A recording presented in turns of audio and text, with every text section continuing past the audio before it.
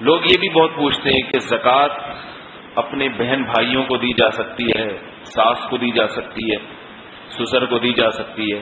تو زکوٰۃ اپنے اصول و فروع، اصول کا مطلب آپ کے باپ دادا،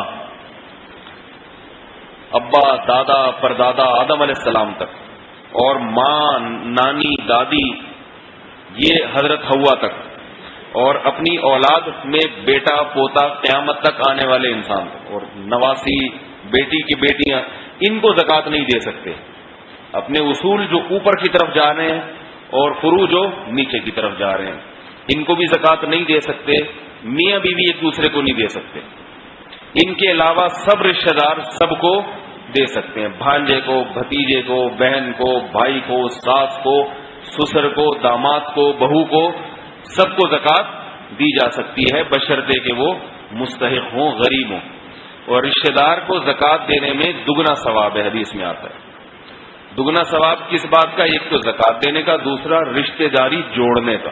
جب ساس کو زکوٰۃ دیں گے، بہو اپنی ساس کو زکوٰۃ دے گی تو پھر ساس بہو کے تعلقات پہ دوبارہ غور کرے گی، اثر نو، کہ میرے جو اس سے ایسے خراب تعلقات چل رہے ہیں، تھوڑے سے ان تعلقات کو اچھا کرنا چاہیے۔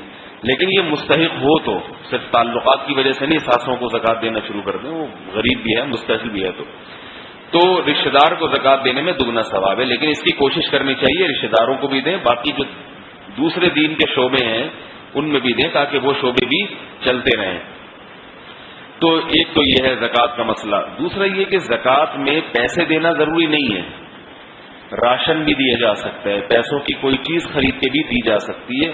اور تیسری بات یہ کہ زکوٰۃ میں تملیک ضروری ہے۔ تملیک کا مطلب اس کو مالک بنانا۔ آپ زکوٰۃ کے پیسوں سے کسی غریب کو کھانا نہیں کھلا سکتے، ہاں کھانے کا مالک بنا سکتے ہیں۔ کھانے کے مالک بنانے میں اور کھانا کھلانے میں کیا فرق ہے؟ آپ نے دعوت کی، مہمانوں کو کھانا کھلایا، یہ عمل کیا کہلاتا ہے؟ کھانا کھلانا۔ اس میں وہ مہمان اس چیز کا مالک نہیں بنتا کہ وہ پیک کرے اور وہ کوفتے اور کباب اپنے گھر بھی لے جائے، کہ بھائی جتنا یہاں بیٹھ کے کھانا کھا لو اس کے بعد پتلی گلی سے نکلو۔ یہ ہوتا ہے اباحت، یعنی آپ نے ایک چیز اس کے لیے حلال کر دی ہے، چیز میری ہے مگر آپ بھی کھا سکتے ہیں، یہ دعوت ہوتی ہے۔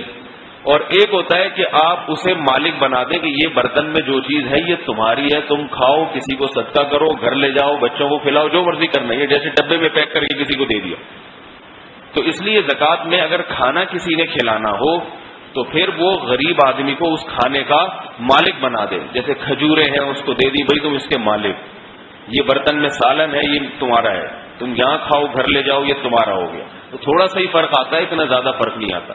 یا کسی کو وکیل بنا دے انسان، وکیل کا مطلب بھائی تم اس غریب کی طرف سے ان پیسوں پہ قبضہ کر لو، ٹھیک ہے نا، اس غریب کی اجازت سے، پھر اس غریب کو کھلا دینا۔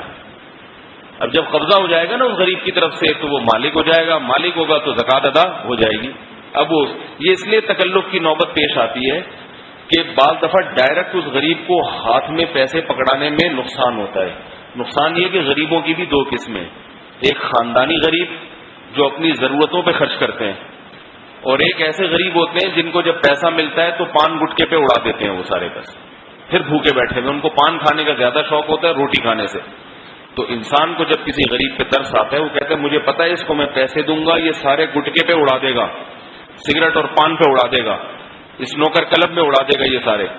تو پھر ایسے غریب کا فائدہ کس میں ہے کہ آپ اسے ڈائریکٹ ہاتھ میں پیسہ نہیں پکڑائیں، بلکہ اس کو بولیں کہ تم کسی بندے کو نامزد کر دو اپنی طرف سے، میں تمہارے پیسے اس کو دے رہا ہوں، پھر اس بندے کو کہیں کہ اس کے ہاتھ میں نہیں پکڑانا بلکہ اس کو روٹی کھلا دینا، اس ٹھیک ہے نا، اس پہ خرچ کرتے رہنا ہے۔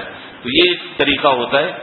تو اسی وجہ سے بعض لوگ گھروں میں راشن دے دیتے ہیں زکوٰۃ کا، یہ بھی ٹھیک ہے، تاکہ وہ پیسہ آنے کے بجائے راشن آئے گا نا تو وہ راشن بیچ کے تو گٹکا نہیں کھائے گا نا، وہ اتنا تو اس میں بھی اتنا شعور تو ہوگا کہ بھئی اب میں آٹا بیچوں اور اس کے بدلے میں سگریٹ کے ڈبے خریدوں، اتنی تھوڑی سی سینس ہوتی ہے اس میں۔ تو یہ دو چار چھوٹے موٹے مسائل تھے زکوٰۃ کے جو عام طور